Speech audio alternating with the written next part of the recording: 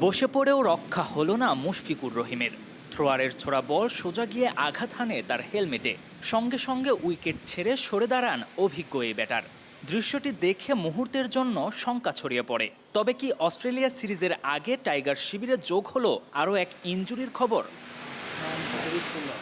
সেই আশঙ্কাতেই দ্রুত এগিয়ে আসেন বিসিবির প্রধান চিকিৎসক দেবাশিস চৌধুরী। মুশফিককে ভালোভাবে পরখ করেন তিনি। তবে স্বস্তির খবর, কিছুক্ষণ পরে আবার ব্যাট হাতে নেটে ফেরেন মিস্টার ডিপেন্ডেবল। বোঝা যায় বড় ধরনের কোনো সমস্যা হয়নি। মুশফিকের মতো অস্ট্রেলিয়া সফর সামনে রেখে দীর্ঘ সময় ব্যাটিং অনুশীলন করেছেন সৌম্য সরকার, অমিত হাসান, জাকের আলী ও মুমিনুল হকরা। অন্যদিকে বল হাতে নিজেদের প্রস্তুত করেছেন পেসার খালেদ আহমেদ ও মুশফিক হাসান। এই সিরিজে না থাকলেও অনুশীলনে দেখা গেছে শরীফুল ইসলামকে। তবে যার থাকার কথা ছিল সেই ব্যাটিং কোচের দায়িত্বে থাকা মোহাম্মদ আশরাফুল ছিলেন না মাঠে।